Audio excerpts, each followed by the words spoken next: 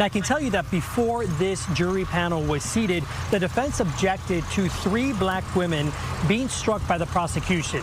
Now, the prosecution contended that it was due to the fact that the women were educators, noting that this incident happened at a school function with young students. The defense then pointed out that those were three of those were 100% of the available black jurors in what's called the strike zone, adding that the state struck all 3. The judge went out and reviewed their questionnaires and came back and said that the defense's challenge to the 3 jurors being dismissed was denied. The judge said the court found that the state had non-racial means to strike the jurors. Now, background, Karmelo Anthony, 17 at the time, is accused of fatally stabbing 17-year-old Austin Metcalf last year at a Frisco ISD track meet. Anthony was reportedly sitting under a tent for a school that he did not attend. Witnesses say the two got into an argument and Anthony stabbed Metcalf in the chest. Metcalf died in his twin brother's arms. Police said that Anthony told them he acted in self-defense. Now, this case has become racially charged, fueled in large part by online speculation, rumors, and misinformation. On Wednesday, attorneys for both sides got an hour and 45 minutes to question the reduced poll of these potential jurors. They were questioned on their views on a variety of topics, including race, how they felt about serving on this case, and if they would hold it against the defendant if he chose not to testify on his own behalf. Happy Friday, happy Friday, happy Friday. Welcome back to On the Shoulders of Giants. As you can see today, we're diving deep into this controversial criminal trial, the trial of Karmelo Anthony. You know, a case that is like other racial cases, it divides the country. Some people have already decided that Karmelo Anthony is guilty. Others have already decided that he's acted in self-defense. But before we allow race, politics, or emotions to make our decisions, we need to examine the evidence. So on April 2nd, 2025, it was a disagreement at a high school track meet that ended with 17-year-old Austin Metcalf losing his life. One young man is dead. Another young man now faces the possibility of spending decades in prison. The prosecution says it was murder. The defense says it was self-defense. And now 12 white jurors, remember that, 12 white jurors will decide which story is true. And that's the other issue that's hanging over the trial. No black jurors were selected, not one, in the case involving a black defendant with a white victim. And many people are asking whether justice can truly be blind when the jury does not reflect the diversity of the community. So today, we're not here to cheer for either side. We're not here to turn a tragedy into a racial football. But what we are here to do is be responsible and examine the facts and question the evidence and seek truth. Now, based off the facts, we will make our decision. And by the end of this, we can ask ourselves, did Karmelo Anthony reasonably fear for his life, or did he make a deadly decision that cannot be justified under the law? So with that being said, let's go ahead and jump into this. Let's examine this thing. And as you already seen, I played the video and I've gave you evidence about the jury being selected the way it was selected. No black jurors, and it was 3 black women who were possible candidates, but they were all turned down because they were educators. Now, let's get into some facts and things that we do know, right? So the trial right now is still in its early stages. The jury selection has concluded, opening statements have been delivered, and testimony has begun.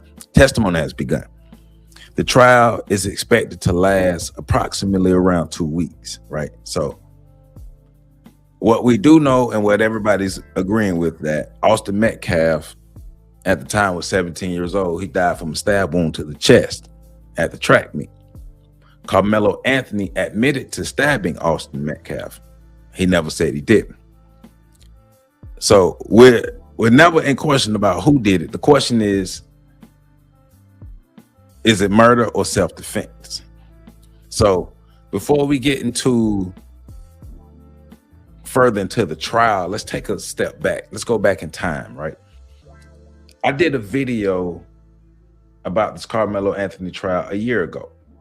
And in this video, I read the police report. So I'm going to play that again, play myself reading the police report. Then we're going to get to some more information. And then we're going to get into a video about the trial. And before we go further, before I forget, please hit that like button, comment, subscribe, share, and hit that hype button. Hype this thing up. Let folk know that you appreciate and care about this channel. Let's hype this thing up. Hit that hype button. I appreciate you. So let me go ahead and share my screen so we can go ahead and get further into this.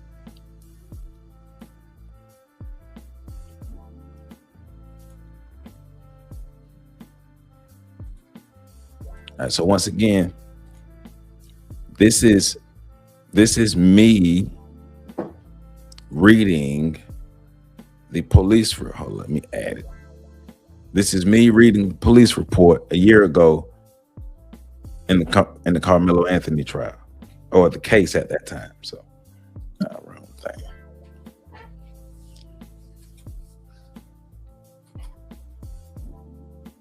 Share my screen. I hit the wrong thing. All right, here we go. Karmelo Anthony. I'm still hitting the wrong. This is the page 4 area, the beginning of page 4 of the police report. And I want to start here because it gets to like what actually led to the stabbing. And so it says the following is a summary of my contact with, and you see it's blacked out, advised he was sitting under the Memorial High School pop-up tent with his team and was near the victim and the suspect, who was later identified as Karmelo Anthony. Anthony was from Centennial High School and was sitting under the Memorial High School tent. Austin had told Anthony that he needed to move out from under their team's tent, and Anthony grabbed his bag, opened it, and reached inside and proceeded to tell Austin, "Touch me and see what happens." No one really thought Anthony had any weapons in his bag, and Austin proceeded to touch Anthony. That is key, directly from the police report.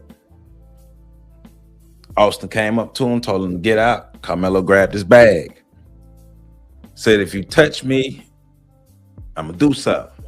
He touched him. This is the first time he touched him. First time he put his hands on him after Karmelo Anthony warned him not to.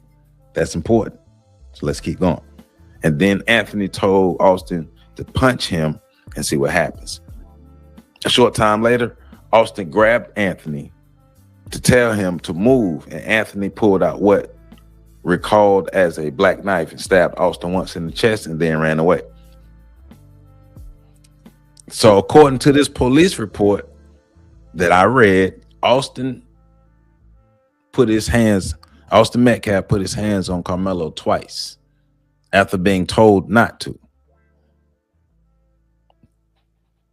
Make sure you pin that. Warnings, like warnings were thrown out. Verbal threats were thrown out both ways. But Austin Metcalf being the aggressor, because nowhere in this report does it indicate that Karmelo Anthony was the aggressor or the initiator of any physical contact or any physical violence. Now, it's up to the defense to be able to do their job, because in a lot of these cases with these black people, these attorneys that they've been hiring been trash. So hopefully the defense is on their stuff. I'm not a lawyer, and I'm not saying listen to me, but I am saying this is the police report. So let's keep going. Austin began grabbing his chest, telling everyone to get help. Advised he did not know Anthony's name, but stated another Memorial track member was friends with Anthony and he could identify Anthony. It described Anthony as a black male, skinny, and possibly a goatee, short puffy hair, and wearing Centennial High School clothing. This concluded my contact with the person who gave that recount of the incident. And so this is one of the police officers. This is Officer Taylor Wetzel. Let me see. Multiple witnesses providing statement to officers where stabbing occurred. Cortez, myself, and the suspect, Anthony. The stabbing notes the athlete had been stabbed in the chest when I arrived at the scene, already marked off, carrying due to the nature of the defense. Trying to see if there's another account. I asked him what happened. So this is Officer Alvin Fisher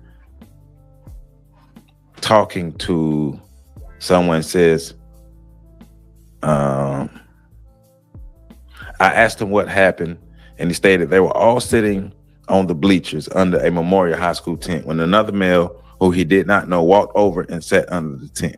Then Austin said to the victim, told this male that since he did not go to Memorial, he had to leave the tent.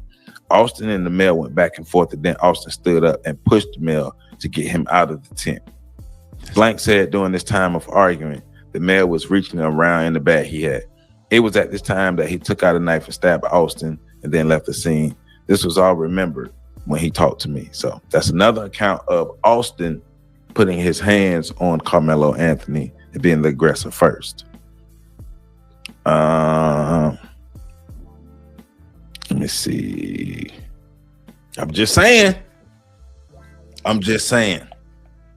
According to the student, quickly informed me that he knew the suspect threw the knife and pointed me in the local. So that's them trying to find a knife. So, but that's two. This is the official police report, and that's two accounts of people saying that Austin Metcalf was the aggressor. So, I mean, you know what I'm saying? I ain't saying I got the answers. I'm just saying we do have that information. That's all I'm saying. We do have that information. That's all I'm saying. That is all I'm saying. So let's dive a little more into this trial, into the nuances and everything of this trial, right? Because we know what happened. Karmelo Anthony was under the tent. I was looking at something earlier that was saying he was visiting a friend. I know we've heard he was under the tent because it was raining. If you run track, a lot of people who run track say, hey man, people be up under other people's tents all the time, right? It's no big deal. But this latest account saying he was visiting a friend, but nevertheless he was underneath the tent. Austin Metcalf came in there with the intent of running him out. Austin Metcalf did put his hands on Karmelo first. Karmelo subsequently juked him, and here we are. So, day one of the trial, the jury selection begins. Approximately 500 to 600 prospective jurors were summoned for the case. The jurors were questioned about self-defense, race, media coverage, social media opinions, and whether they had already formed opinions about the case. I wonder how they really get to the truth of that last one, if they hook them up to like a polygraph machine or something. And this case has received enormous national attention because Karmelo Anthony is a black young man who stabbed a white young man, Austin Metcalf. Social media is heavily racialized, and it has racialized this case. But the case racialized itself because it's a black young man stabbing a white young man. It's two people of opposite races, or different races rather, in this case. And both families become the focus of fundraising campaigns and public debate, right? So the court's biggest challenge, one of the court's biggest challenges, is finding jurors who could separate the facts of the stabbing, who could separate their personal feelings about race, and who could separate their politics and beliefs and separate their exposure to social media. But we got a lot of controversy because the Anthony's defense team, they filed what was called a Bastin challenge. And a Bastin challenge occurs when the attorneys believe jurors are being removed because of race, and that goes to those 3 black women being removed from the trial, or being removed from the jury because, quote unquote, they were teachers. allegedly they were teachers. Well, they are teachers, but they're saying that's the reason why they were removed. The defense argued prosecutors improperly removed 3 black women from the jury pool. So the prosecutor's response was they argued that they did not strike the women because they were black. Once again, they said they removed them because they were educators. They wanted to exclude educators generally. The prosecutors did, and because the incident occurred at a school-sponsored event involving teenagers. So they felt like the teachers, the black teachers, would have an emotional connection to it. But it's so many black people in that area where they didn't find other black people. So the judge accepted that explanation and denied the defense challenge. So it seems like Karmelo is fighting an uphill battle already. While were no black jurors selected, what we do know is that 12 jurors were selected, 6 alternatives and 9 black. The defense objected. The judge rejected the objection. Now, these are just possible reasons. I'm not saying I know for a fact, but through my research, these are possible reasons that the judge rejected the objection. Collin County is substantially less black than many urban Texas counties, and this alone reduces the probability of black jurors appearing on the final panel. Demographics of the town, but I'm sure it's enough qualified black people in Collin County to be able to find enough and have some black people on that jury. Now, some prospective jurors reportedly indicated race might influence their judgment, but wouldn't that go both ways, right? That would go both ways. If race would influence judgment for blacks, it would influence judgment for whites. So for that, jurors can be removed, and we see that jurors were removed, but they say it was because they were teachers.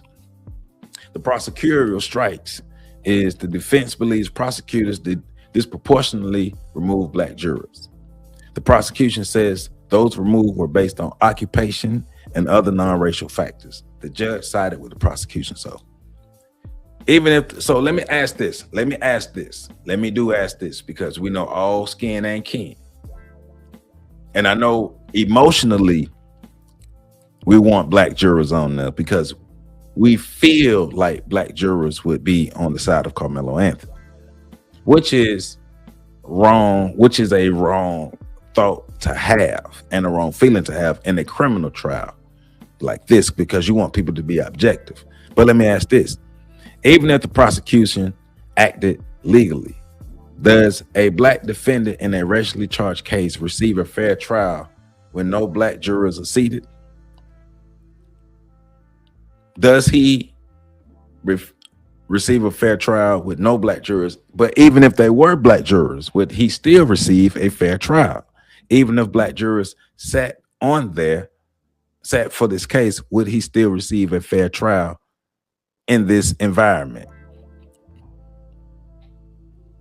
All right, so that being said, I have some footage from live. This is day one of the coverage, live day one coverage of the trial. So we're going to look at this for a little bit, and then, do what we do.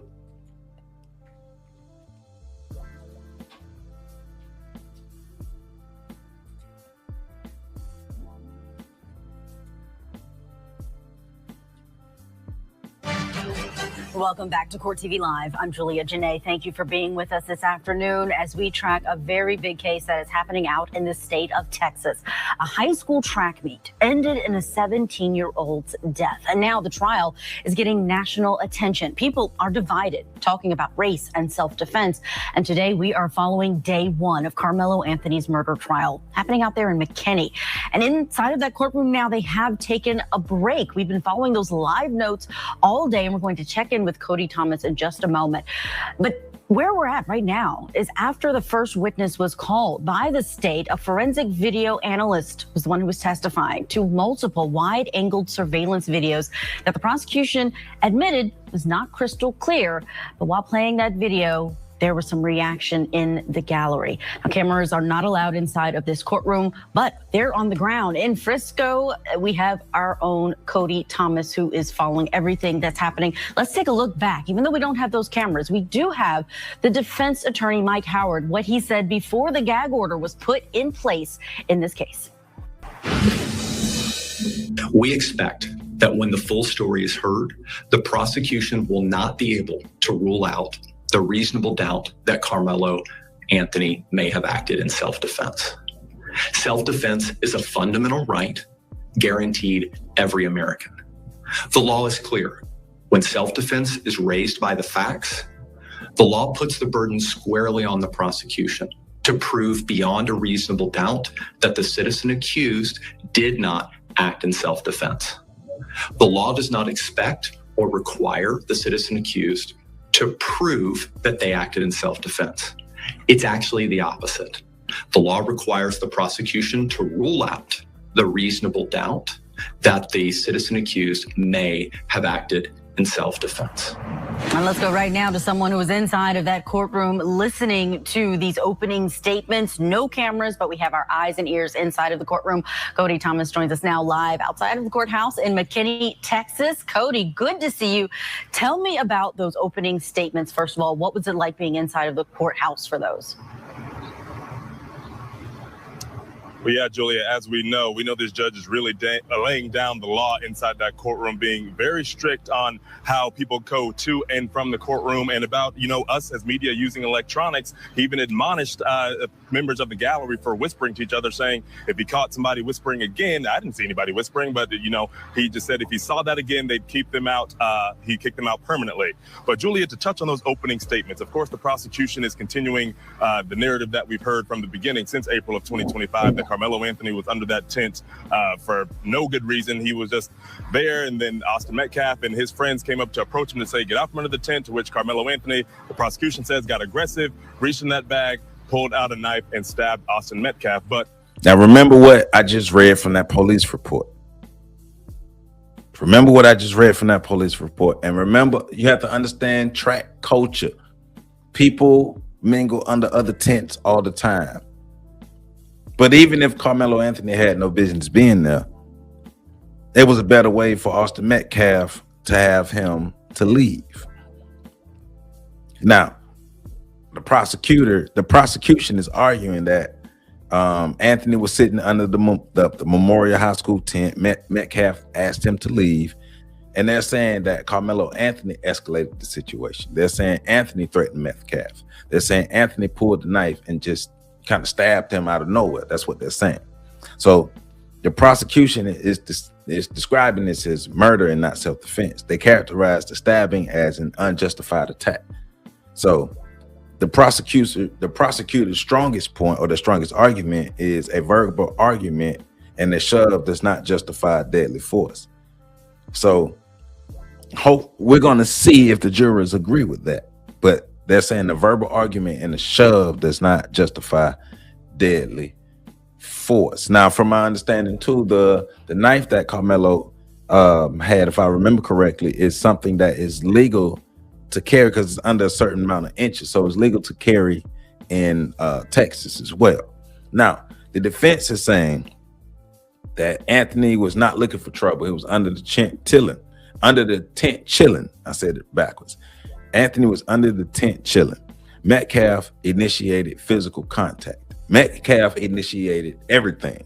Let's remember that, because he came in barking at Karmelo, telling him he needs to leave. So Metcalf, according to all the information we have, Metcalf started it, because it's not like Metcalf came in and then Karmelo came up to him and just started messing with him. No, Metcalf started it, right? He started the verbal altercation and the physical altercation. Remember that. That's all the information we have. That's all the especially from that police report. So Metcalf, Anthony was not looking for trouble. Metcalf initiated physical contact. Anthony was physically confronted. Anthony feared serious bodily harm. And the defense argues Anthony acted out of fear rather than malice. So the defense's strongest point is Texas self-defense law can allow deadly force if a person reasonably believes they face serious bodily injury. The defense wants the jury to focus on the physical contact the size difference, the rapid escalation, and Anthony's state of mind.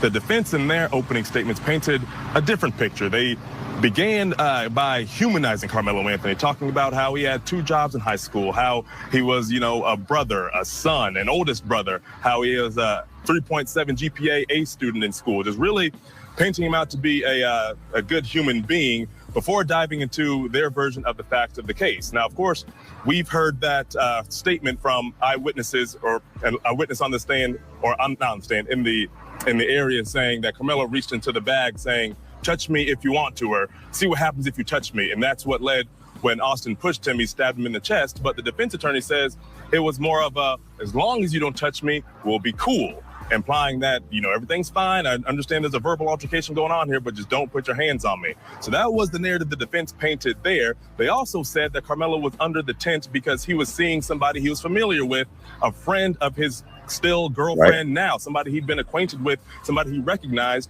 And then they walked through some of that video, Julia, showing that Karmelo Anthony was under the tent for about 2 minutes before Metcalf, his twin brother, and their friends got to the tent, and the whole ordeal went down in about 4.5 minutes of both parties being under that tent, Julia. But again, emotional out here. I'm looking around it here. There's a lot more demonstrators than there were yesterday during jury selection. So, each side is here. It's a polarizing case, of course, that has got many headlines across this country, but those opening statements were definitely powerful on either side. Notes, Cody. We're so fortunate that you've been able to share with us what is happening inside of that courtroom. Tell us more about the surveillance video, because your notes on this were very interesting. What were you able to see? And then I also understand there was a reaction from the victim's family when that was being played. Yeah, Julia. So that's in the opening statement. They were referencing surveillance video, and of course, everyone wanted to see video. We haven't seen anything. There's been a gag order on this case since the very beginning last year. So they start playing this video. There are 5 different angles of the video getting walked through from testimony by the forensic video analyst, and they were very wide-angle videos, Julia. And the witness had to talk about how he had to use this software to zoom in and try to make the video as clear as possible. And even then, Julia, I won't lie, it still looked very fuzzy and hazy. It definitely sets the scene. You can see what's going on, but even the prosecution distinctly said that you won't be able to uniquely identify anyone, but they referred to Karmelo on the video as the person of interest, and they referred to Austin Metcalf as the victim. Of course, as the forensic analyst has digested this video and dissected it and pointed out everything that we need to know, going through shoes and the type of clothing they were wearing. So we identified who each person was in the video, even though they kind of just looked like humanoid blobs. But you see, one thing that stood out to me, Julie, is that, I'm very familiar with track meets. I was under the impression that, when you go to a championship track meet, you have multiple tents on the same side of the bleachers. But in this video, because it's early in the morning, just before 10 a.m. when all this happened, the high school where all this went down, Memorial High School, it was just an isolated tent in the bleachers by itself. There were no surrounding, schools or anything in the general area. You saw some schools walking in, but I guess, the meet was just starting. But anyway, they identified Karmelo walking up the bleachers, kind of walking towards the tent. He kind of goes towards someone, and you see him standing there for a couple of minutes. Then you see Austin Metcalf, his twin brother, and his friends walking up and getting under the tent. And then once everything's happening under the tent, it just kind of looks like a blob of people. You can't really make out anything that's really going on for 5 to 6 minutes. And then you see a quick to and from. And they were implying that was like the push, the initial contact. You can't really see anything happening before then. You see people walking by. They're not really, turning heads as if something's loud and, something's catching their attention. But all of a sudden you see that to and from, and then you see Karmelo, or who they identify as person of interest, who we're assuming to be Karmelo Anthony. He runs out from under the tent, and then he's running down the bleachers, sprinting a ways away from the tent and out of the stadium onto the track and everything towards one of his coaches. And eventually after that, we see another angle of the video where Karmelo's been taken into custody by police. But the reaction, Julia, it wasn't a visceral reaction. When you saw the to and from, of course, that's the stabbing action, if you will. All I saw, I'm sitting 2 rows behind Austin Metcalf's father, and his head was just kind of in his hands, kind of like this. Wasn't necessarily crying, but, just implying that he doesn't really want to see, even though he can't see the stabbing, but he knows in his mind this is the moment that his son lost his life. So he was just there, obviously overwhelmed by everything. I'm sitting right behind the Metcalf family. Karmelo Anthony's family is on the opposite side of the courtroom. But again, the video, not as impactful as I thought, but it definitely is a scene setter to help us understand clearer as to what's going on, since we haven't seen anything so far in this case. Oh, incredible detail, Cody. You're setting the scene for us. Not being able to see what's going on in this case that has so many eyes on it is really helpful. You also broke some news for us earlier when it came to the jury. There have been a lot of questions about who's on this jury, what may be their demographics, how will that impact a case that has had a lot of polarization racially, especially online, even though we know these parties say, even the prosecution today in the opening saying this is not about race. But what have you observed about the racial makeup of this jury? Yeah, Julia. So, of course, you know, this with the optics of this case, this story here, young black kid, young white kid, violent crime. Of course, people are going to have their opinions. They're going to have their judgments. And, you know, the jury was, you know, that the makeup of the jury was in question. And so, of course, I was in jury selection yesterday, and that jury was seated around just after 5 p.m. yesterday. And I couldn't necessarily see the courtroom today. You know, we saw reports last night that there was no African-American people on the jury, and that held to be true. It's a majority white jury, of course, made up of men and women. There are 3 Asian women on the jury. One looked, what looked to be a Middle Eastern woman on the jury, and another person of darker complexion on the jury, but none of them were African-American. There's a total of 12 jurors, 6 alternates, so a total of 18, I guess I should say. But yeah, majority white jury, all the men are white as well. So the reports were true. No African-American people on this jury. I remember yesterday during jury selection, the defense raised an objection to the prosecution's strikes. In the strike zone, there were 3 black female jurors that the prosecution wanted to strike, and that would have been all the African-American jurors that were available at the time. And the prosecution says they did not strike them on a racial basis, but on an occupational basis, because they were all educators, and they thought that would hold some sort of bias because all of this went down at a school. But the defense's objection was eventually denied by the judge, and the judge, you know, granted the strikes on behalf of the prosecution. So those are the only 3 available African-American jurors at the time, right before the jury got seated. That objection got denied about 15 minutes before it was seated yesterday. So majority white jury, 3 Asian women and 2 women of color, but no African-Americans at all. Wow, and the judge saying that there were race-neutral reasons for the strikes of the African-Americans in that pool. Cody, Thomas, thank you for all of those details. I know you've got to get back inside that courtroom and grab some lunch before you get back, so we will see you later on. There's no escaping how polarizing this trial is. Both Karmelo's mother and Austin Metcalf's father have spoken about the emotional toll here. And joining me now is someone who knows really better than anyone about a trial being this polarizing. He's an attorney who successfully defended George Zimmerman, who was accused of murdering Trayvon Martin. And that was a case that had issues of race and self-defense. It defined that trial as well. We have with us Mark O'Mara. Mark, it is so good to have you on. So before Mark gets to talking, I want to go ahead and get my points across before we get into that with Mark, and then I'll make sure I have the rest of the video, the court TV video planned for you all. So we do know that from early testimony that jurors have been shown video evidence, timeline evidence, and witness testimony regarding the confrontation.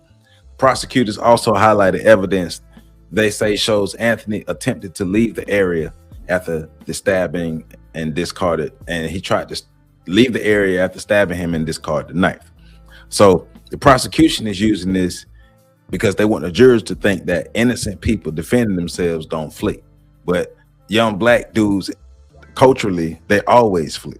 Young black folk, young black people, they always flee. Young people, they flee, period. Young people, period, they flee. The defense will argue a terrified teenager reacts emotionally after a traumatic event. They flee. Different, same facts, different interpretations, right? So the central question of the entire trial, the main question is, was Anthony's fear reasonable? And that's what the defense needs to be able to prove. I hope the defense is able to prove that his fear was reasonable according to the evidence that we have. They're not there to prove whether he was afraid, but they're there to prove whether his fear was reasonable. Was his fear legally reasonable at that? And they will have to make that distinction because that will help decide the verdict. Not was he afraid, but was his fear reasonable, and was his fear legally reasonable? Evidence that helps Anthony that has been presented is Metcalf allegedly initiated physical contact, according to the police report. According to the police report that is in the beginning of this video, Metcalf not only initiated physical contact, but he initiated the verbal altercation as well. Witnesses described pushing and physical confrontation.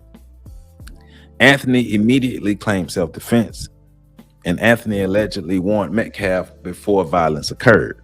And we do know that did happen. Well, that's in the police report. I would say that. So, evidence that would help the prosecution. Anthony brought a knife to an event. Metcalf was unarmed. Only the stab was necessary to cause death. Only one stab was necessary to cause death. The confrontation began over seating.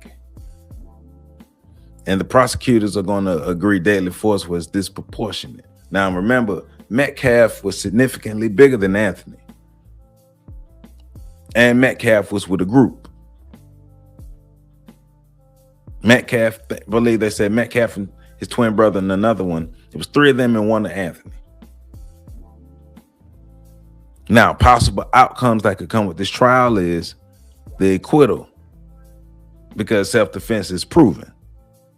And for this to happen, the jury must conclude Anthony reasonably feared serious bodily harm.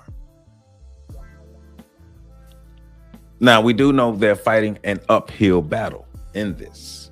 So I hope they brought their lunch pail. Outcome number 2 could be he's charged with manslaughter. Anthony was genuinely afraid, but his response was unreasonable. A lot of people think this is the compromise that the verdict, or this is the compromise verdict in these emotionally charged cases, right? Now, other people think he's going to get a murder conviction. And they're trying to conclude it off of Anthony was angry, Anthony escalated the conflict, and deadly force was unjustified. And this is possible. According to my information, both manslaughter and the murder conviction are both more alike. They're saying it's a lot more likely that those outcomes could come out versus the not guilty. So I'm just saying, once again, I'm not a lawyer, but from all the information that I've come across, Karmelo Anthony seems like he was defending himself from the information and the evidence that have come across. Austin Metcalf was the initial verbal initiator. He initiated the physical violence. And even the weapon that Karmelo had is something that he could legally carry because it was under a certain inches. So it's something he could legally carry. And it's just something he just had on himself. So, you know, I think self-defense is what he was doing. I think he was acting in self-defense. I do. Whether it will be proven or not, we don't know. Am I confident in the defense? I don't know. But I'm hoping that the self-defense does come through because, like I said, all the evidence that I've come across shows that Karmelo Anthony was acting in self-defense. So we're going to see. So what are your thoughts? I'm not saying I'm right, but I'm just saying the information and the evidence that I come across. So tell me your thoughts in the comments. I want to hear back from you. Talk to me. Tell me your thoughts on this trial. And remember, tomorrow, 3:30 p.m. Eastern Standard Time, we're looking at the Rick Chow trial live. The Rick Chow trial. So we're going from Karmelo to Rick Chow.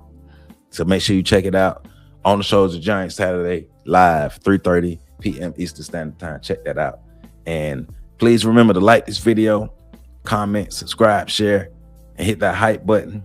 And I hope this information has helped you. And I really hope that the defense bring their lunch pail and their hard hat and their work boots, and they get to work, and they can get this self-defense claim. Does not this get the case thrown out over self-defense. So with that being said, I catch y'all next time. Please like the next videos coming up, and remember to catch the rest of this day one of the trial from Court TV. Holla at y'all. Mark O'Mara. Mark, it is so good to have you on. Thank you so much for joining me. I think you're an important voice here because whether you see it this way or not, there are many people online, people who are reacting to this case, and it often seems this way whenever we have a case where two different parties are of different races. You have a self-defense allegation and one is unarmed, the victim. There's often a reference to the Trayvon Martin case, the George Zimmerman case. Sure. I want to ask your opinion. Do you see similarities here in this case? Oh, no, there definitely are. It is undeniable, and we can't and really shouldn't even deny the harsh reality that race interposes itself on most criminal trials. It imposes itself on the criminal justice system as a whole. And it does so here in this case, only because they are of different races. Now, I'm not saying that Karmelo had any racial intent in his actions, but we as the observers, right, as the viewers of it, look at this and say, oh, obviously there's a racial component. There may have been nothing in either one of their minds the day that this happened, this tragedy occurred. But we look at it as lawyers and as commentators and say we have to be aware of it because we know, and I've argued for decades, that there's an undeniable bias existing in the criminal justice system against young black males. Used to be we could never even talk about it 20 years ago or so. Finally, we can talk about that undeniable bias, but it's there. And I would tell you, I'm very concerned that there is not an African American on this panel, and more concerned that the state was able to cross out 3 African American females that were opposed on what we do call a Batson strike because of a concern of a racial striking. And that's a problem for this trial, and we haven't even started yet. Yeah, that's been concerning to a lot of people who are reacting to this. I'm curious what the breakdown was in that landmark trial that you successfully represented George Zimmerman, if you remember. Was it similar? There are other cases. The Ahmaud Arbery one stands out to me where there was a question of that jury. There was only one African American on that one down in Brunswick, Georgia. What do you think that has, if it has an impact at all on how the outcome may be in this case, and will they have a successful appeal if there's a conviction? Well, again, my jury was 6 women, only one who was identified as maybe biracial, but no African Americans on my jury. I am very concerned, as I mentioned a moment ago, about the fact that we now go into this trial with a racial component not only existing as it did before jury selection, but now I think exaggerated or exacerbated because now 12 non-African Americans are going to decide this kid's fate.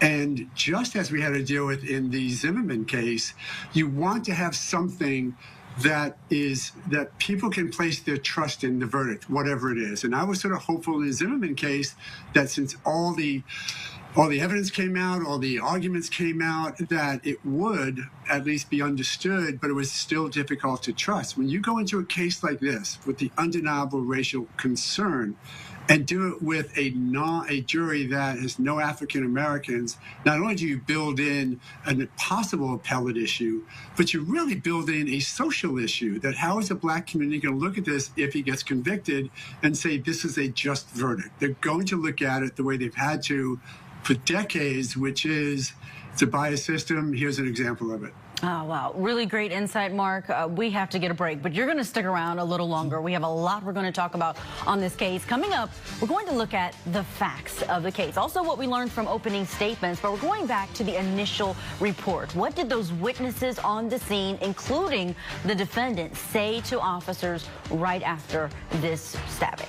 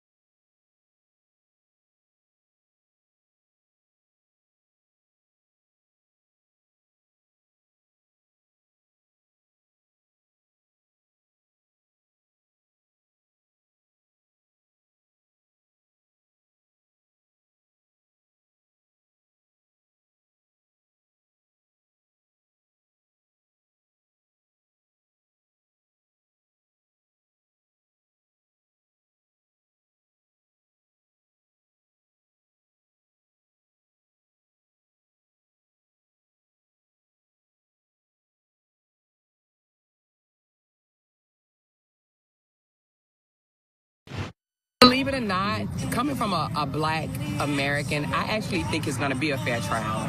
I don't think the racial tension is going to affect the case. I believe in the judge. I also believe in the prosecutor, and I heard that Mike Howard, the attorney for the defense side, is actually good.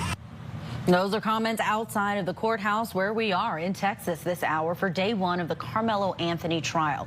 He's a defendant charged with first-degree murder for the fatal stabbing of 17-year-old Austin Metcalf at a high school track meet. Key pieces of evidence in this trial are going to be the surveillance footage from the stadium and witness statements. That surveillance video has already come out inside of the courtroom, but we're taking a look at what those statements were in the police report from the people who witnessed the incident. So a school resource officer was taking down these statements in the police report. Let's take a look at witness statement number 1. And this is a minor, a witness that was sitting under the Memorial High pop-up tent with his team near the victim, Austin Metcalf. The suspect, Karmelo Anthony, was from Centennial High and was sitting under the Memorial High tent. Austin told Karmelo that he needed to move out from under their team's tent. Karmelo grabbed his bag, opened it, reached inside, and proceeded to tell Austin, quote, "Touch me and see what happens." No one really thought Karmelo really had any weapons in his bag, and Austin proceeded to touch Karmelo. Then Karmelo told Austin to punch him and see what happens. A short time later, Austin grabbed Karmelo to tell him to move, and Karmelo pulled out what this witness recalled as a black knife and stabbed Austin once in the chest and then ran away.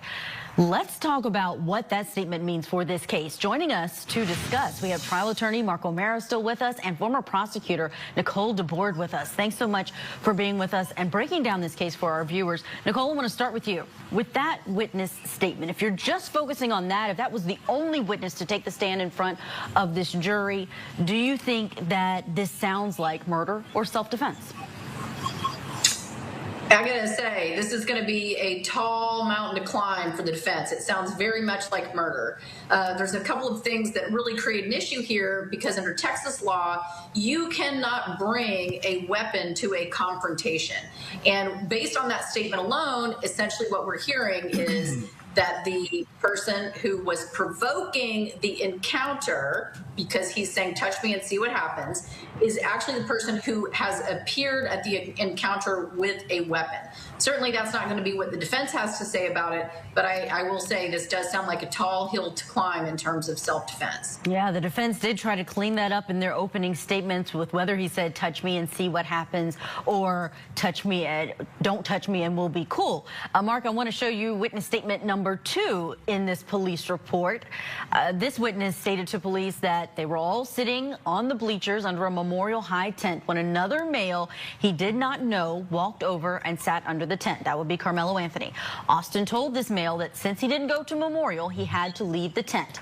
Austin and the male went back and forth. Then Austin stood up and pushed the male to get him out of the tent. During the time of the arguing, the male was reaching around in the bag that he had. It was at this time that the male took out the knife and stabbed Austin and then left the scene. They're substantially the same, Mark, in terms of what they are saying. There are a few differences, but what's your take on whether or not from those witness statements at the time that this happened, where do you think the jury would land on a case like this? You know, it's fun. It's going to be a tough call. And I know that's an easy thing to say. You can't lose if you say you're in the middle. It's going to be a tough call for these reasons. When you actually do an analysis of self-defense, there are different components. You know, the argument that Karmelo Anthony was there and he shouldn't have been there. Well, that's okay, but this is not, it's not your bleachers. You don't get to throw people out because of a tent. That's an argument that you're going to see the defense make. Why did the eventual victim in this case decide that it was his role to kick him out? And then there's a tussling back and forth. And then, unfortunately, Mr. Metcalf did seemingly start the fight, so to speak, right? He was what we might call the aggressor, and pushing him out or grabbing him and touching him. So under Florida law and also Texas law, and when you're the aggressor, when you first start the fight, so to speak, you may lose the protection. If it was Karmelo who started it, Karmelo Anthony. Now we get to say shifted because if Metcalf was the one who started the fight, now can Anthony respond to defend himself? We know he can. And then, as was mentioned a moment ago, are you supposed to bring a knife to a fist fight? No. You're supposed to bring a gun to a fist fight? Absolutely not. But if you're there and starting to get attacked, which is what the defense is going to say, can you defend yourself? And what they're going to say is, Anthony doesn't need to wait until the first nasty strike, the first injury. He can presuppose what might happen, and he's allowed to defend himself. But again, really a tough case, because it really is in the middle, and we're talking about two 17-year-olds and not making fun of it, but neither of which were acting with real good reason. We joke and say that a male brain isn't fully developed until 25, and unfortunately the tragedy happened probably because of a mix of testosterone and immaturity that brought these two boys together. Yeah, Nicole, we talk a lot about whether race has a factor here, but I think age has a really big factor here, and not only the age of the defendant, the age of the stabbing victim, but also the ages of these witnesses who are going to be having to take the stand. This has been a traumatic experience for them, seeing their friend stabbed in front of them. Do you anticipate that they'll be able to shed more light on what happened, or even if at the height of this, they'll be able to say whether there was this initial aggression that Mark is talking about? But at what level would it actually be warranted for self-defense, do you think? I mean, there's this push in the police report, there's the shoving, there's the grabbing. I saw that word in the police report as well. What would it have to be in order, in your mind, to be self-defense? In order for this to be self-defense, the law says that the person using this deadly force has to believe that that deadly force is immediately necessary to prevent serious bodily injury or death. So this is self-defense. You cannot pull out a gun or a knife, a weapon which can be used as a deadly weapon, say, in response to a minor assault. And that's unfortunately not what the law allows. If you think that you are at risk of being seriously harmed, it is a different calculus. So that is what the defense is going to have to demonstrate. And really, the Texas law on the defense's side, one thing that might potentially make this a little bit easier for them is once they have made a claim that Karmelo actually believed that he was in imminent danger of serious bodily injury or death. There's evidence of that in front of the jury. Once that happens, essentially what has to happen is that the prosecution has to disprove that. So these witnesses that we're going to hear from, which are just these young kids who are essentially, going to a high school track meet, have to be able to get up on the stand and really explain what was going on. And, on the prosecution side, I think these are going to be really compelling witnesses because of their youth on the one hand. On the other hand, they're going to have to endure adult cross-examination. Oh, yeah. And speaking of cross-examination and people being on the stand, Mark O'Mara, I know we have to go to break soon, but I want to get your final thoughts. The defendant taking the stand, do you think it's a good idea? Do you think it is necessary here? Will we see that happen? We always know that our own client is always our worst witness and his own worst enemy. And that's the problem. However, in a self-defense case, you almost have to take the stand to say, here's why I did what I did. Don't forget, self-defense is an affirmative act. I did it, and I intended to do it, and here's why. So you have to say the why. The other problem that the Anthony team is going to have to overcome that's relevant to the Texas law and Florida law is if you're doing an event that you perceive to be self-defense, then once the threat is gone, you have an affirmative action to fix things a little bit. Flight away from the scene actually hurts the defense because once you've stabbed, once you've done what you had to do because of your self-defense right, okay, threat is gone, help, render aid. Call the cops, stick around and give your opinion of self-defense. And I know we're talking about 17-year-olds, but anyone who leaves the scene and then argues self-defense is sort of inconsistent with their behavior. Oh, yeah. We're going to talk a lot more about that and exactly what police say he did after he fled. Mark O'Mara, thank you so much for lending us your time and spending time helping us analyze this case. Nicole, you're going to stick around. We have a lot more ahead. We're going to take a closer look at what was said during those opening statements. Cameras on inside of the courtroom. trial, but we have the notes, and we're going to break down what was said by the prosecution and the defense as day one of this case in Collin County, Texas begins.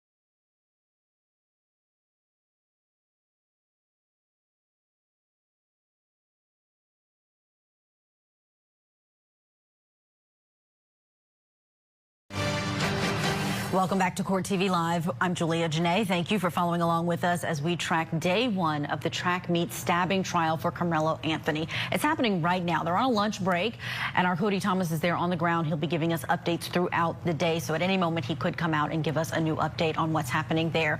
But we do want to show you what happened this morning during the opening statements. Both sides only got 20 minutes to deliver this to the jury of 12 plus 6 alternates. Here's a portion of the prosecution's opening opening statement. They told this jury, we are all here because Karmelo Anthony decided to take a knife to a high school track meet and provoke another young man who he didn't know into touching him, holding an already open knife in his hand and plunging it into his heart. They went on to say that this man decided to commit an unjustified provoked murder and that this case has nothing to do with race. This is not self-defense. Let's talk about the prosecution's beginning of their case in front of this jury. With us, we have our guest, former prosecutor Nicole DeBoard, criminal defense attorney Joanna Nieves, and criminal defense attorney Mario Gallucci. It's so good to have you all on. Mario, let me get your thoughts on this first. I've been hearing you talk about it all day with Ted, but when you hear this fact that the prosecution says they have, that the knife was open inside of the bag, how compelling is that to this case? So, I mean, the prosecution's trying to make it seem like he went there with an open knife in his bag to cause a problem. I don't see it that way. It's a pocket knife. We're not talking about a machete. We're not talking about a dagger. We're not talking about a switchblade. We're talking about, an ordinary pocket knife that's used on a daily basis to do whatever utility you need to be done.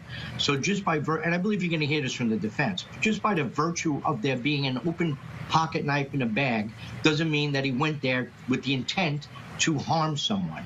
And I think that that's what's going to come out on the defense side once we get this trial up and running. And Joanna, what do you think about the theory that the prosecution has that Karmelo Anthony's position all along was to get someone to do something so that he could kill them? Do you think that's effective? And is Karmelo Anthony going to have to take the stand to combat that? Hi, Julia. I definitely think there's a damage that happens when you kind of over-exaggerate and emphasize things that aren't necessarily going to be consistent with what the defense is going to put forward. Karmelo Anthony was a good student. He worked. He came from a good family. He's got a support system. He participated in athletics. And you want the jury to believe that he really came to school with the intention of, or a track meet with the intention of murdering somebody. I think that's a far stretch of the imagination, and the prosecution is almost like just over-promising and likely going to under-deliver in that regard. We'll talk about the overpromising and undelivered, especially when it comes to that surveillance video that was shown. But Nicole, I want to get your last thoughts on what we just showed in terms of the opening statements. The prosecution wanting to make sure that they say in that little bit of 20 minutes that they got in front of this jury that this case has nothing to do with race and this is not self-defense. Did they need to state that? Are they trying to get out ahead of something? Are they just saying that to the public that is watching and perhaps just feeling very polarized about this case? You know, that's a great question because, it's kind of like telling a bunch of people who are going to decide the facts don't think of pink elephants. I mean, that's what they're going to think immediately to me. So I'm not sure it was necessary to say that. It is, however, true that the case is going to be all about self-defense or not self-defense. And so I don't know that they revealed any sort of concern for weakness by saying that. And the reality is it's going to boil down to how jurors on this case think about whether or not it's a problem for a student, for anyone, to bring a knife of any kind to a track meet. And I think that is going to be the defense's biggest hurdle. And, we don't have premeditation in Texas. That's all we have is intent in the moment. And so the prosecution doesn't really have to show any kind of forethought in terms of how long this planning would have gone on. They get to show whether or not the conduct was intentional in the very moment that it happened. And that's it. So I think that the defense has got a big climb here. A really important distinction there when it comes to murder in the state of Texas. I do want to show a few more details that came out during that prosecution opening statement. This includes that Austin Metcalf, the stabbing victim, and team were under their school tent at that track meet, that Karmelo Anthony went under Metcalf's team tent during bad weather. Metcalf asked Anthony to leave the tent, prompting a fight where Anthony stabbed Metcalf. Mario, I'm going to focus on one part of that actually has come up a lot online by our viewers. Early on, there was a question of why Karmelo would have been under the tent. And I know I mentioned on air even that it could have been because it was raining. And we found out today that both sides say it was raining really bad. And the school that Karmelo Anthony went to was not one that had a tent. Is that important? Is the reason that he was under that tent important when we had this issue of the prosecution saying he went there to provoke a murder? Look, Julia, I can't agree with you more. I mean, it's raining out. There's a tent. You seek shelter. I don't think that the fact that his school did not have a tent has anything to do with it. There was a tent. It was raining. He went there, and we just found out during the opening statements that he actually had a friend in the tent that he met and spoke to. So it's not like there's no tent, and he went there with the forethought to start a fight, provoke a fight, and stab somebody. I just don't see that this tent has anything really to do with anything. Yeah, that was new information that came out about why he was under the tent. The defense saying he had friends there. The state didn't mention anything about that. Joanna, the state did start with surveillance video that was very grainy. Up until this point, no one in the public has been able to see it outside of reporters who were able to go and look at it, take notes, handwritten notes, and then tell their viewers or their readers about what they saw. And now we're in the same situation because there are no cameras inside of that courtroom. What do you think about the prosecution really hanging their hat on this surveillance video? My understanding of the video is that it's difficult to make out like clear pictures of what's going on, but I do think that it might highlight if there was chaos at the scene, how many people were around, and kind of shed some light, maybe even for the defense, on what was going through Karmelo's mind at the time when this incident occurred. Because really what it boils down to was, did he perceive a threat in that moment that he might be subjected to some serious bodily injury or death? And if there is it brings to mind this case, Raul Valle, where he was surrounded by a group of people. He ends up using a knife and stabs some of the victims there, and one of them dies. And he was acquitted of these charges, the top charges, because of his perceived fear in that moment, or his perceived threats. And I think this video, as grainy as it may be, may actually shed some light on the commotion and the activity that was taking place, and how that impacted Karmelo's thinking. Oh, yeah, absolutely. And great case comparison with the Raul Valle case that still kind of hangs in the balance because the jury was hung on the lower charges, but on murder, they did acquit him. We are going to take a break. Our panel is staying with us because we're going to look next at what the defense said this morning during their opening statement and some new details that they revealed about their client.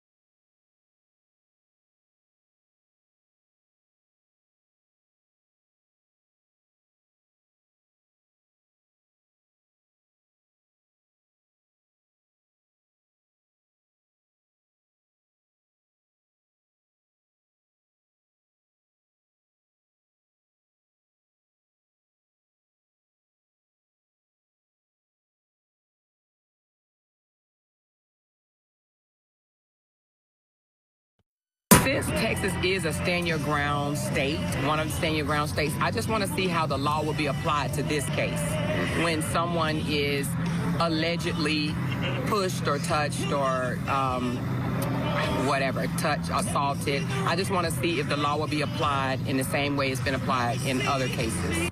We are following day one out in McKinney, Texas, in the case against Karmelo Anthony in the track meet murder trial. And this morning, both sides were allowed to give their opening statements in front of the jury, 20 minutes each.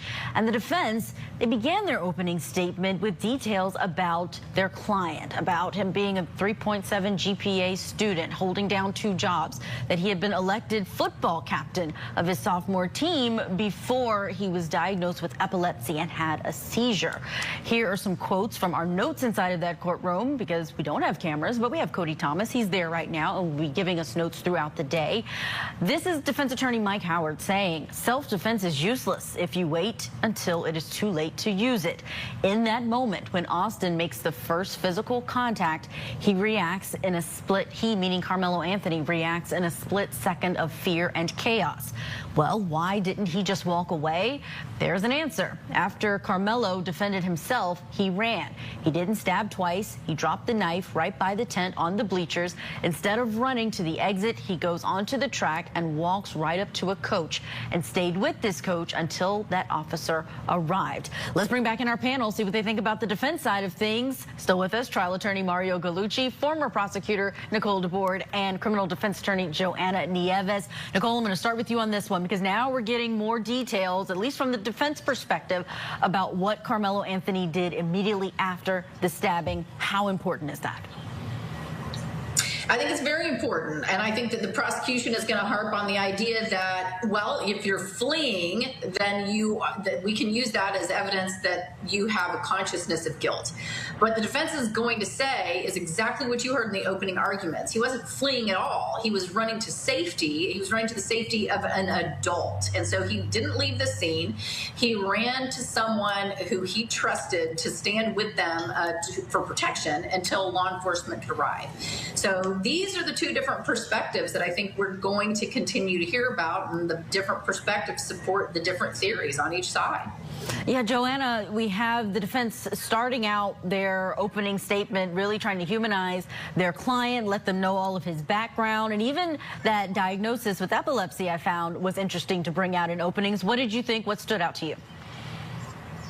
All of those things, because that's really part of taking away the bluster that was happening with the prosecution's case about, this was his plan all along. He wanted to provoke something and instigate something. And when you start highlighting that this is actually what his background is, he doesn't come across like somebody who's going there with some murderous intent. And even formulating that in the moment, his words, his actions all speak to him protecting himself and seeking out safety. And keep in mind, he's 17 years old. I know he's being tried as an adult, but he is a child still who has impulsive, not fully formed and completely immature brain waves that need to be taken into consideration. So, yes, he ran away, and like my colleague was saying, he was looking for a place of safety, and I think all of that is relevant, especially his age. Yeah, 17 at the time, 19 years old inside of that courtroom, now out on bond, so he's able to go in and out of the courtroom each day. Amaro, your thoughts on the fleeing or the running to get help, however it's being characterized differently by either side. I do want to also point out what the police report said about what he said, what Karmelo said as soon as he interacted with the school resource officer. He told them that Austin put his hands on me. He advised other officers that the officer said, I have the suspect or alleged suspect in custody. And Karmelo Anthony said, I'm not alleged. I did it. And he also asked, is the victim going to be okay? What do you think is going to be the impact of his own words as to whether or not he was fleeing or he was someone who was just getting out of the way of the chaos in order to then turn himself in? So I agree with Nicole completely on this issue. I mean, we see consciousness of guilt in all of these cases, and we just discussed this in the last hour with Ted. But a consciousness of guilt. He did not flee. He went to a person in authority. He went to a coach. He dropped the knife. He didn't leave the scene. He asked how the victim was. He said he did it. He said why he did it. I think he did a very good job, and the defense did a great job, like Joanna just said, in humanizing him. We now know he's a straight-A student. We now know he has no contact whatsoever previously with the criminal justice system. We know he's an athlete. So you're coming into this with a 17-year-old boy who found himself in this predicament, and after it, he could have fled. He could have gotten scared. There was an exit nearby. He chose not to take it. Instead, he went to a person of authority. So this Mr. Anthony made all of the right moves after the incident. The size of these two individuals, Nicole, also came out in the defense case, or not in their case, but their opening statements. And I want to see if I can pull it up quickly. The defense said that Karmelo Anthony is 5'8", 135 pounds, and that the twins, including the stabbing victim Austin Metcalf and his twin brother was there, they are 6'1" and 215 pounds. I keep asking if these details are going to carry any weight. So my question is the same. Is that going to impact the jury? Do they care about the size when one person has a knife? Right. I mean, I think that's exactly what the defense should be doing, is highlighting why, from the perspective of Karmelo, would this be reasonable to perceive that you were an imminent threat of serious bodily harm or even death. So not only do you have one potential attacker, but you have two, right? They're both approaching him together. One of them, even though they appear to be acting in unison, puts hands on him or threatens to put hands on him, depending on what you believe. And then he reacts as he does. Now, there's no question that this is an absolute tragedy, probably not the most mature decision. And we have real questions from the prosecution's perspective about whether or not you can instigate this kind of contact when you know you have an available weapon on you from Texas legal analysis standpoint. But the size, to answer your question, is absolutely going to be something these jurors are going to need to consider when they look at Karmelo's perspective, which they must do. Absolutely. Let's take a listen to the defense attorney, Mike Howard. We didn't get to hear him because there are no cameras inside of that courtroom, but before the gag order in this case, he did make a statement that was released. Let's watch. We understand that this case has sparked strong reactions.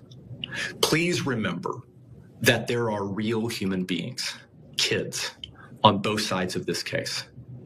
We ask that everyone do as the law requires and withhold judgment until all the evidence can be heard in court. Joanna, I don't know how much you watch the comments online, but they have been very visceral, really ugly things are being said when it comes to this case. How do you think the outcome is going to impact things? And I object to the fact that there's no cameras inside because I think people need to see what happens no matter what the outcome is. But what are your thoughts on that and the jury that was picked in this case? So the curious thing, I'll start with the jury, is that, you know, towards the end, 3 of the remaining African-American jurors were stricken. And one of the things that I commented on yesterday when I spoke about what I would be looking as a defense attorney is somebody who had a caretaking, nurturing responsibility, maybe somebody even like an educator or teacher. And it turns out that the race-neutral reasoning that they gave for striking these jurors was that they were educators, and that's where this whole entire ordeal took place.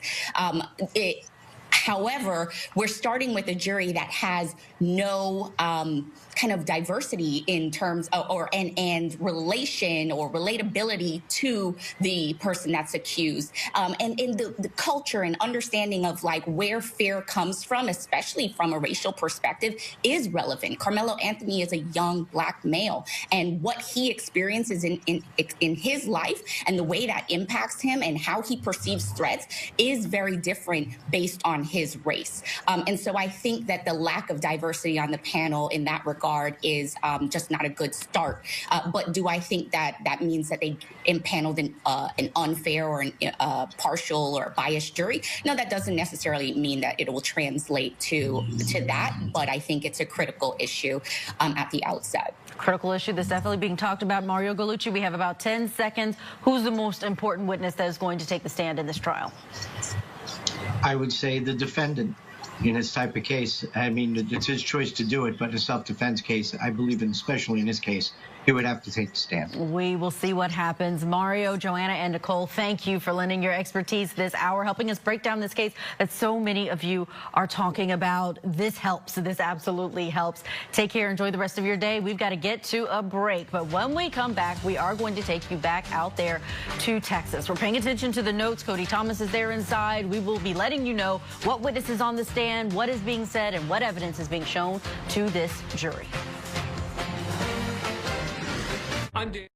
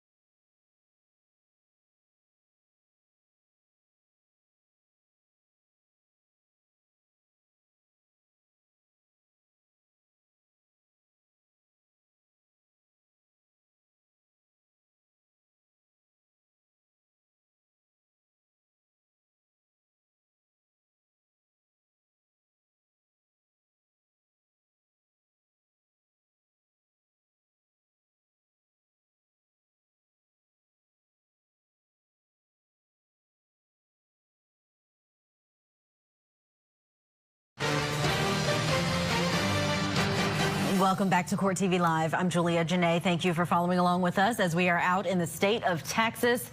The big question is whether 17-year-old Karmelo Anthony murdered his fellow student Austin Metcalf, or was it self-defense? Was it a justifiable homicide? That testimony is going on right now in Karmelo Anthony's murder trial in McKinney. Cameras are not allowed inside of this courtroom per the judge's order, but Court TV, we are on the ground and happening now inside of that courtroom. Cody Thomas just let us know through the notes, because he is there inside, that they are resuming the direct examination of that first witness that was called by the state, that forensic video analyst who testified to multiple wide-angled surveillance videos that the prosecution admitted were not crystal clear. Cody told us it's very grainy. He's having a very difficult time making out any faces, but he did see the father of the stabbing victim holding his head in his hands as that is playing, because even though it's difficult to see, everyone in that courtroom knows what is happening. The stabbing is happening, the death of Austin Metcalf. Now, something else Cody is saying is that they're talking about inside the courtroom enhancing the original videos that were provided with magnifying and spotlighting pertinent parts of the video. And he said they just rolled in a 4K TV to be compatible with the zoom enhancements, angled so the gallery can't see anything because it's a priority for the jury to see it. But of course, that is the priority inside of the courtroom, for the jury to see it. So we may not know from the journalists who are there inside the courtroom how this enhanced video looks, but all very interesting, and it's coming, and we will keep you posted on what new happens inside of that courtroom. We've been talking about this case and why it's gotten so much attention. There's no escaping how polarizing it is, especially on social media. The families of both Austin Metcalf and Karmelo Anthony, the defendant, they've spoken out about the emotional toll of this case. Take a listen. I tried to whip around as fast as I could, but I didn't see the stab. But then I look at my brother, and I'm not going to talk about the rest. So just that's just what I saw, and I tried to help him. He was the most amazing kid. Oh, so smart. He had college football guys looking at him to play in college. Just because the kid was mad, my son is not here anymore, and I don't understand it. In wake of this tragic incident, our family has been under attack. Whatever you think what happened between Karmelo and the Metcalf boys, my 3 younger children, my husband, and I didn't do anything to deserve to be threatened, harassed, and lied about. Well, we understand that courthouse is packed with spectators. There was a long line outside of the courthouse, people wanting to know what happens in this case, especially one where we don't have cameras, so people aren't able to live stream it like they often are. To talk about what we are hearing so far, what led up to this case, and what we can anticipate, let's bring in criminal defense attorney and former prosecutor and the host of the Tangent True Crime podcast, Al Wunsch III is with us. Al, it's good to see you. This case is one that is going to be difficult for everyone involved. I don't envy any party in this case. What are your overall thoughts on what is going to be necessary for either side to get their case across to this jury? Well, first of all, you started from the standpoint that the passion of sports in Texas is high. It's huge. It's unbelievable. I mean, my former high school, Don Bosco, played Texas, first New Jersey school to play in Texas, and could not believe the way that the Friday night lights and all that kind of stuff is just incredible. So the passion that people have for sports and for their athletes is huge. Now, you take a situation where, an individual comes into an area where he's not supposed to be at this track meet, and then an altercation occurs. It seems to me that is certainly possible, because everyone's adrenaline is high and everything else. And there's, as I said, a passion for your team, for your teammates, and also, not necessarily for your adversaries. But the part that blows my mind is, like, who brings a knife to a track meet? I mean, I played football in high school. At a very big football high school. I played in college. I don't ever remember bringing a weapon to any one of my athletic events. And I don't remember, and I played in inner city games against Patterson and Passaic and East Side in New Jersey. Tough inner city schools. I don't remember them bringing any weapons to any of these games. So it's going to be interesting because this trial will have to put the defendant on the stand. He's going to have to take the stand, and he's going to have to explain why he did where he went, why he felt as uncomfortable as he did. But the question I have is, why do you have a knife? You're highlighting something that the prosecution absolutely stated in their opening statement. They wanted to get it out. I'll stand by, though. We have another guest that is also joining us remotely from outside of that courthouse. We have civil rights attorney and activist Lee Merritt with us. Lee, thanks so much for joining us. I know you were at that courthouse earlier today. I saw you posting on social media about the picking of the jury and the reaction to that. So tell me what you were able to observe when you were there at the courthouse. Well, the community is certainly out and interested. This happened not too far from where I live. And since then, the community has been on pins and needles. Everyone who is raising children in the area, as your other speaker pointed out, this is a sports, community, high school, sports, track, football. That's something that is going to be at the heart of this area. And what I saw this morning was a very diverse community who's invested in the outcome, and a courtroom that doesn't seem to be prepared to deal with that kind of attention. And Lee, I'm going to follow up with a question about, actually a question I think we talked about 5 years ago when we would have been down in Brunswick, Georgia, the Ahmaud Arbery trial, killing of Ahmaud Arbery trial, where there was a question about the jury and the makeup of the jury. And there was only one African-American on that jury. And it's similar questions that are here when, though there are people of color on this jury that has been picked, there are no African-Americans. That's right. And as I pointed out, this is a community that I live in. It's a community that is conservative, that's politically leans Republican. But this is a diverse community. The group of jurors who first appeared were black, brown, white, and represented the cross sections in this community. It's unfortunate that every qualified black juror was struck by the prosecution. And in this case, I know the prosecutor, Bill Werski, said race had nothing to do with it, but he did receive Batson challenges. Those are challenges from the defense saying you have to explain why these black jurors were taken out. We did see something similar happen in Ahmaud Arbery's case, in the case of the McMichaels for the murder of Ahmaud Arbery. And ultimately, a nearly all-white jury in that case came to what I believe to be the right conclusion and convicted those men of that heinous crime. And I do believe even an all-white jury can get it right here as well. Lee, I want to ask you about something that Al mentioned. Al is staying with us all hour, so I want to get as many questions as I can to you. I know you have to go back to following this case out there in McKinney, Texas. But the question of the knife being at a school, that is something that I would imagine outrages a community. We see it when there are school shootings.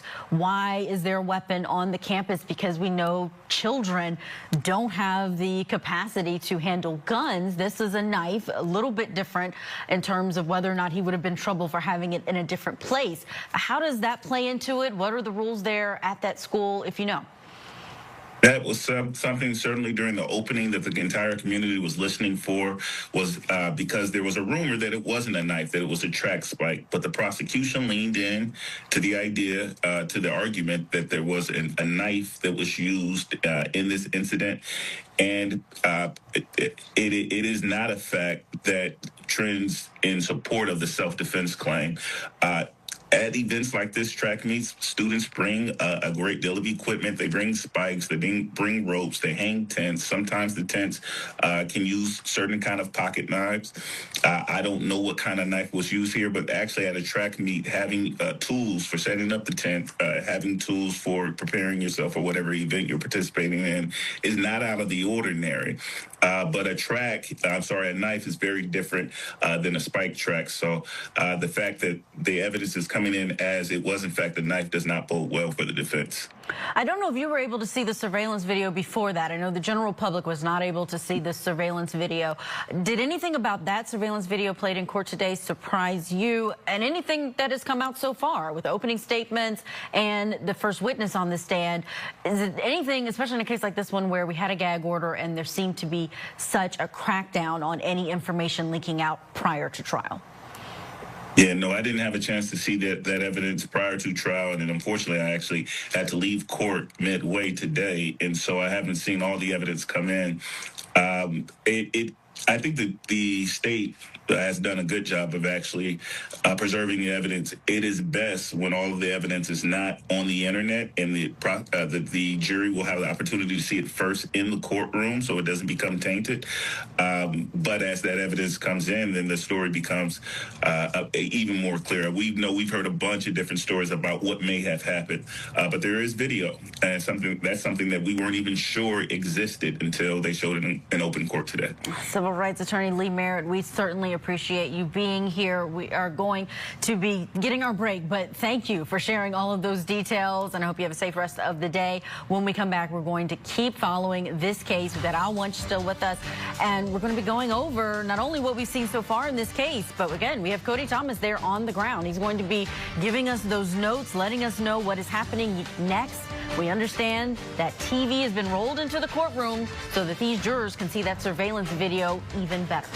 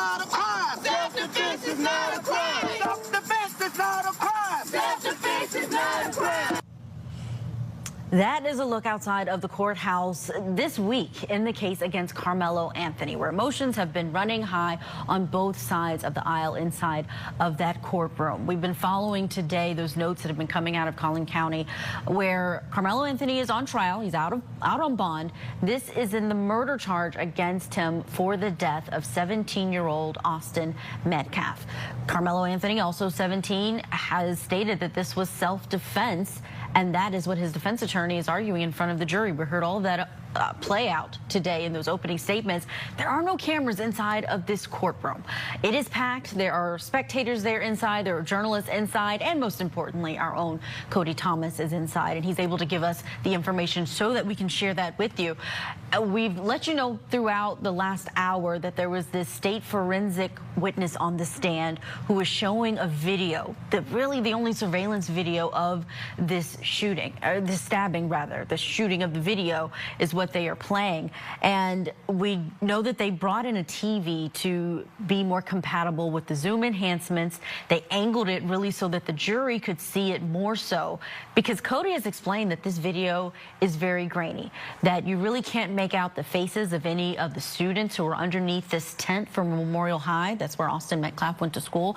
And we also understand, the latest note we've gotten from Cody is that from the minimal angle that he can see where he is seated, which is behind the Metcalf family, he said the video generally looks the same as it did before lunch, where it was very grainy, except now the important parties are highlighted as they move, meaning Karmelo Anthony as he moves and Austin Metcalf as he moves. So important evidence, but how effective is it if it's that grainy? Let's bring back in Al Wunsch III, criminal defense attorney and podcast host of the Tangent podcast.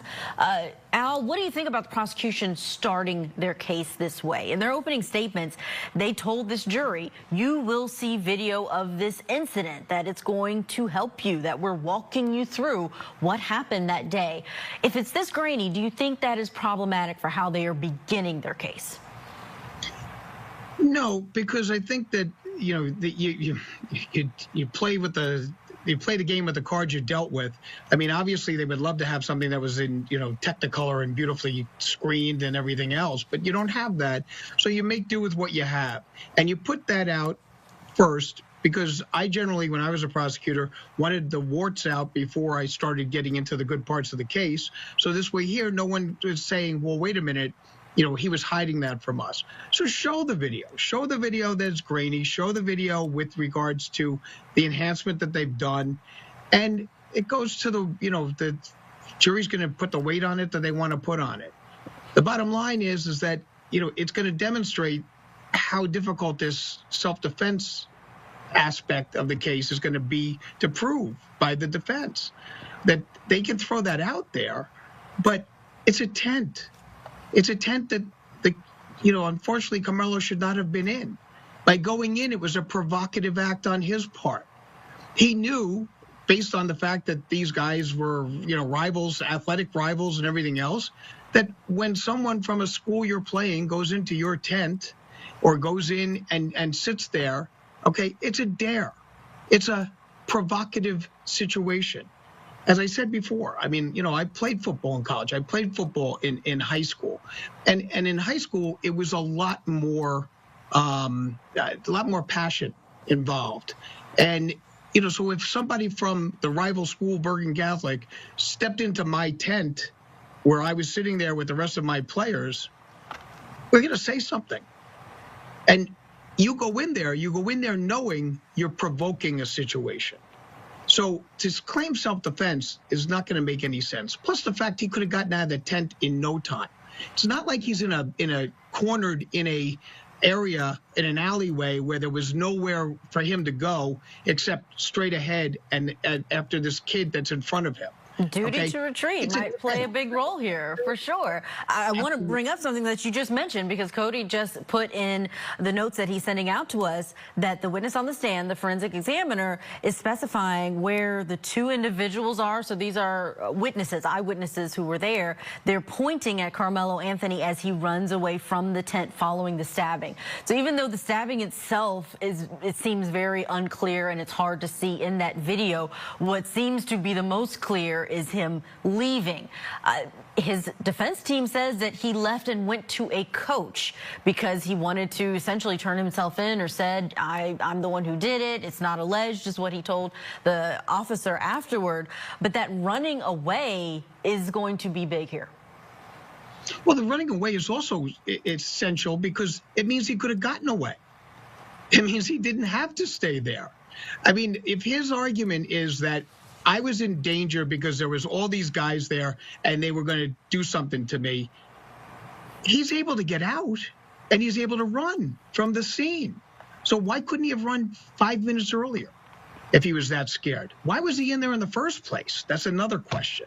So, I mean, everything here is stemming from the fact that, look, I hate this case because I hate seeing two young people's lives destroyed the way this has happened.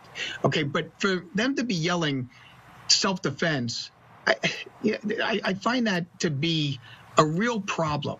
And, you know, I guess if you keep saying something many, many times, then maybe you think someone's going to believe it. But it's not self-defense in this case. This case has no self-defense aspect. He walks in with a knife in an area where he knew he was going to provoke a response, okay? And then it happens. He doesn't get up and leave. He doesn't run out before the situation goes any further, and he takes the life of a 17-year-old young man with a promising future. I'm going to read for you something that we heard in the opening statement for the prosecution. And it goes along with what you said, that this is how the prosecution ended in front of the jury. They said, you simply cannot provoke someone, and when they touch you, you take their life. This case is about plain murder, simple and senseless. Find this man guilty of first-degree murder. That question of what Karmelo Anthony said, where he said, touch me and see what happens, according to a witness who was at the scene and what they told the officers immediately after. Or even what the defense says, where they said that he only said, if you don't touch me, we'll be cool. How much do these words matter, Al? If you tell someone, don't go there, and they do, and the response is that, does that get us anywhere close to self-defense? Well, let's be realistic, okay? He's walking in there for a reason. He's walking in there for a reason. The reason is to provoke a response. Now, today the defense said, just to let our viewers know, because they didn't get to watch it, so I want to make sure they know, he says he was there to be around friends. He was there because he saw some people who were friends with his girlfriend, and he was sitting there chatting and talking. That was surprising to me, Al. I had not heard that. I didn't see it in the police report. It seemed like from the police report, he just sat down and all of this happened. But the defense shared that he actually was there for some time, talking to his friends, when he was then approached by the Metcalf twins. Does that change anything for you? If that is somewhat significant, but I don't know where that came from, because I also have been studying this and I have not seen anything that said that before. I mean, that makes sort of a nice little fitting aspect of it. But then you're saying to yourself, okay, so he went in there to have a chat in enemy territory, but he brought a knife. If he's in there for the purposes of being social and hanging out with the friends of his girlfriend, why does he get a knife? And the whole aspect of it doesn't make any sense to me, that would be the reason why he would walk in there. You understand that there are, lines of demarcation when you're in an athletic event. You don't trespass into the other side's lines. Okay, you let that go. At the end of the game, you shake hands and you move on. That's fine. But when you're in the middle of a competition, there is the home and then there's the away team. And they stay in their camps. They don't go, they don't intermingle, they don't hang out, because that's not the way it's done, especially in a state like Texas that takes this so strongly, that loves their athletes, that loves their sports, that loves their competition. There is an adrenaline going on for these guys in any type of competition. When the game is done, you leave it on the field. Al, I had not thought about this as a sports rivalry being at the heart of this case, but you are highlighting something that could be on the minds of these jurors. I do want to let our viewers know the latest we've gotten from Cody inside of that courtroom is that the jurors are now seeing spotlighted portions of that video of police now escorting Karmelo out of the stadium, which would certainly be a moment for them to see. Al, stand by. We've got to get to our break. This has been a great conversation. We are trying to help our viewers understand what's happening inside of this cameraless trial, and we will continue to do that. When we come back, though, we are going to shift our attention to a live trial we've been watching. We'll keep monitoring what's happening in Texas, but we'll let you know what's happening in Wisconsin in the Tooth and the Ashes trial that we've been following this week. We'll get you caught up next.